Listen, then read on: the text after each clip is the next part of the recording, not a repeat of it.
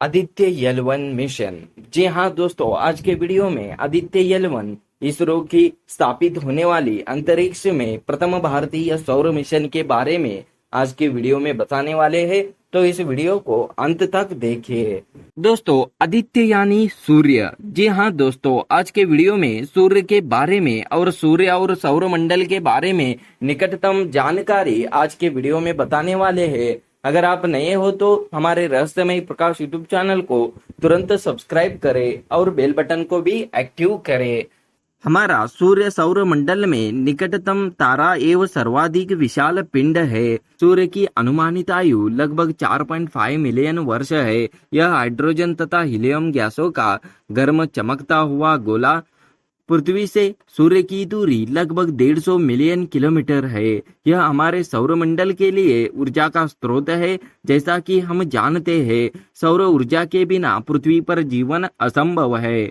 सूर्य के गुरुत्वाकर्षण ने सौरमंडल के सभी पिंडों को नियत स्थान पर टिकाया रखा और सूर्य के कौर नामक मध्य क्षेत्र का तापमान अधिक 15 मिलियन डिग्री सेल्सियस तक पहुंच सकता है। इस तापमान पर कौर में नाभिकीय संलयन प्रक्रिया उत्पन्न होती है, सूर्य को ऊर्जा प्रदान करती है। सूर्य की प्रकाशमंडल नामक दृश्यमान सतह तुलनात्मक रूप से ठंडी होती है, जिसका तापमान लगभग 5500 डिग्री सेल्सियस रहता है। अगर अंतरिक्ष मौसम के बारे में जानकारी जानना चाहते हैं तो सूर्य पृथ्वी को विकिरण ऊष्मा, नाभिकीय कणों और चुंबकीय क्षेत्रों के सतह प्रवाह से निरंतर प्रवाहित करता है। सूर्य के इन कणों के सतह प्रवाह और सौर पवन के रूप में जाना जाता है। यह अधिकृत उच्च ऊर्जा वाले प्रोटॉनों से निर्मित होता है। यह सौर पवन द्यात और सौरमंडल का लगभग संपूर्ण क्षेत्र व्याप्त करती है। चुंबकीय क्षेत्र या सौर पवन के साथ साथ सौरमंडल में हर जगह व्याप्त रहता है। प्रभामंडलीय CME जैसी अन्य विस्फोटक संबंधी और सौर घटनाओं के साथ सौर पवन अंतरिक्ष की प्रकृति को प्रभावित करता है। पृथ्वी के मामले CME से सृजित चुंबकीय क्षेत्र के साथ पृथ्वी के चुंबकीय क्षेत्र की अन्योन्य क्रिया, पृथ्वी से निकट चुंबकीय विभोक्ष, ऐसी घटनाओं से अंतरिक्ष परिसंपत्तियों की कार्यशीलता प्रभावित हो सकती है। दोस्तों, क्या आपको सूर्य का अध्ययन ही क्यों अंतरिक्ष में करने जा रहा है इसरो? क्योंकि सूर्य निकटतम तारा है, इसलिए अन्य तारों की तुलना में सूर्य का अधिक विस्तार से अध्ययन किया जा सकता है। सूर्य के अध्ययन से हम अपनी मंदाकिनी के तारों के साथ साथ अन्य विभिन्न आकाश गंगाओं के तारों के बारे में बहुत कुछ जानकारी प्राप्त कर सकते हैं। सूर्य के अंदर लगातार विभिन्न प्रकार की गतियां होती रहती है। सूर्य को हम अपनी आंखों से जितना देख पाते हैं, यह वास्तव में उससे भी कहीं बड़ा और फैला हुआ है। अनेक विस्फोटक परिघटनाएं प्रदर्शित करता है तथा सौरमंडल में प्रचुर प्रदर्शित मात्रा में ऊर्जा छोड़ता है। यदि ऐसी कोई विस्फोटक और सौर परिघटना की दिशा पृथ्वी की ओर होती है तो यह पृथ्वी के निकट के अंतरिक्ष पर्यावरण में विभिन्न प्रकार के विक्षोभ उत्पन्न करती है। इस प्रकार विभिन्न यान तथा संचार प्रणालियों के प्रभावित होने की संभावना रहती है अंतरिक्ष में। इसलिए इस प्रकार की घटना के घटित होने से पहले सुरक्षात्मक उपायों के लिए इनके बारे में पूर्व चेतावनी प्राप्त करना बहुत महत्वपूर्ण साबित होगा। इनके अतिरिक्त किसी अंतरिक्ष यात्री का इस प्रकार की विस्फोटक परिघटना के लिए सीधे संपर्क में आना जोखिम भरा रह सकता है। सूर्य पर विभिन्न तापीय एवं चुंबकीय परिघटनाएं तीव्र प्रकृति की होती है। इस प्रकार प्रयोगशाला में प्रत्यक्ष रूप से अध्ययन नहीं की जा सकने वाली परिघटनाओं को समझने के लिए सूर्य एक बेहतरीन प्राकृतिक प्रयोगशाला साबित होगा।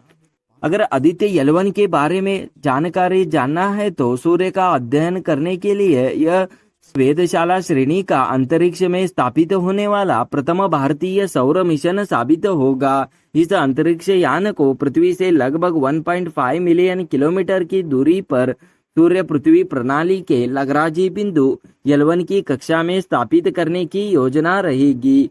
एल1 बिंदु के आसपास की कक्षा में स्थित उपग्रह का बड़ा लाभ है, यह बिना किसी आच्छादन ग्रहण निरंतर रूप से सूर्य को प्रेक्षण कर सकता है। सौर गतियों का सतत प्रेक्षण करने में बहुत लाभ पहुंचाएगा। चुंबकीय कण तथा उपयोग करते हुए प्रकाश मंडल, वर्णमंडल तथा सूर्य की सबसे बाहरी परतों यानी कोरोना का परीक्षण करने के लिए इस अंतरिक्ष यान में 7 नीत बार लगाए गए हैं। L1 के विशेष लाभकारी बिंदु के लिए उपयोग है ये 4 नीति बार सूर्य का सीधा प्रेक्षण करेंगे तथा शेष 3 नीति बार लग्रांजी बिंदु L1 पर कणों और क्षेत्रों का सस्थाने अध्ययन करेंगे। इस आदित्य L1 नीत बारों के समूह से व्यापक उत्क्षेपण, पूर्व प्रज्वाल तथा प्रज्वाल संबंधी गतिविधियों और उनके अभिलक्षणों, अंतरिक्ष मौसम की परिवर्तनशीलता की समस्याओं को समझने और अंतर्ग्रहीय माध्यम आदि में कणों के प्रसार और क्षेत्रों के अध्ययन अत्यंत महत्वपूर्ण जानकारी साबित होगा। अगर वैज्ञानिकों का यह उद्देश्य तापमान को समझना, मिशन की यह विशिष्टता रहेगी। दोस्तों, लग्रांजी बिंदु द्विपिंड की यह गुरुत्वाकर्षण प्रणाली के लिए रहेगा। अंतरिक्ष में लग्रांजी बिंदु वे स्थान होते हैं जहां पर यदि कोई लघु पिंड रखा जाए तो वही रुक जाने की प्रवृत्ति होती है। अंतरिक्ष में सूर्य तथा पृथ्वी जैसी द्विपिंडीय प्रणालियों में इन अंतरिक्ष बिंदुओं का उपयोग कब ईंधन खपत के साथ साथ अंतरिक्ष यान के इन स्थानों पर बने रहने के लिए किया जाएगा। तकनीकी रूप से लग्रांजी बिंदु पर 2 बड़े पिंडों का गुरुत्वाकर्षण खिंचाव रहेगा। द्विपिंडीय गुरुत्वाकर्षण प्रणाली के लिए कुल 5 लग्रांजी बिंदु होते हैं जिन्हें L1, L2, L3, L4 तथा L5 के रूप में दर्शाया जाता है। सूर्य प्रणाली के लिए लग्रांजी बिंदुओं का चित्र में और इस वीडियो में दिखाई दिया है। तो लग्रांजी बिंदु L1 सूर्य पृथ्वी रेखा के बीच स्थित है। पृथ्वी से L1 की दूरी, पृथ्वी से सूर्य की दूरी लगभग 1% ही रहेगा। आदित्य L1 मिशन को सतीश धवन अंतरिक्ष केंद्र सार SDSCR श्रीहरिकोटा से इसरो के PSLV रॉकेट द्वारा प्रमोचित किया जाएगा। शुरुआत में अंतरिक्ष यान को निम्न भूकक्षा में स्थापित किया जाएगा। बाद में कक्षा को अधिक दीर्घ वृत्ताकार बनाया जाएगा और उसके बाद ऑन बोर्ड नोंदन का उपयोग करके अंतरिक्ष यान को लग्रांजी बिंदु L1 की ओर प्रमोचित किया जाएगा। जैसे ही अंतरिक्ष यान L1 की तरफ जाएगा, पृथ्वी के गुरुत्वाकर्षण प्रभाव क्षेत्र SOI से बाहर निकाला जाएगा। SOI से निकलने के बाद क्रूज चरण शुरू होगा। उसके बाद अंतरिक्ष यान को L1 के चारों ओर एक विशाल प्रभामंडल कक्षा में अंतक्षेपित कर दिया जाएगा। आदित्य L1 प्रमोचन से लेकर L1 तक की कुल यात्रा में लगभग 4 महीने का समय लगेगा। क्या आदित्य L1 सूर्य के अध्ययन हेतु एक पूर्ण मिशन साबित होगा या नहीं? जानिए, इसका स्पष्ट उत्तर है नहीं, जो केवल आदित्य L1 के लिए ही नहीं बल्कि सामान्यतः किसी भी मिशन के लिए सत्य है। इसका कारण यह है कि वैज्ञानिक नीति बार को अंतरिक्ष में ले जाने वाले अंतरिक्ष यान के सीमित द्रव्यमान, ऊर्जा तथा आयतन के कारण ही सीमित क्षमता वाले उपकरणों का सीमित समूह की अंतरिक्ष यान पर भेजा जा सकता है। आदित्य L1 के मामले में भी सभी मापन लग्रांजी बिंदु L1 से किए जाएंगे। उदाहरण के रूप में सूर्य की विभिन्न परिघटनाएं बहुउद्देशीय रहेंगे का एकमात्र आदित्य L1 के साथ अध्ययन करना संभव नहीं है। पृथ्वी अभिमुख CME घटनाओं का अध्ययन करने तथा अंतरिक्ष मौसम का मूल्यांकन करने के लिए L5 नामक अन्य लग्रांजी बिंदु एक लाभकारी बिंदु साबित हो सकता है। साथ ही ऐसे अध्ययन के लिए अंतरिक्ष यान कक्षाओं की प्राप्ति में आने वाली तकनीकी चुनौतियों के कारण सूर्य के ध्रुवीय क्षेत्रों का भलीभांति अध्ययन नहीं हो पाएगा। सौर चक्रों का पता लगाने में सौर ध्रुवीय परिवर्तनशीलता तथा चुंबकीय क्षेत्रों की भूमिका महत्वपूर्ण मानी जाएगी। इसके लिए अतिरिक्त सूर्य के चारों ओर तथा उसके अंदर घटने वाली विभिन्न प्रक्रियाओं को समझने के लिए विभिन्न तरंग दैर्घ्यों पर सौर विकिरणों का ध्रुवण मापन आवश्यक साबित होगा।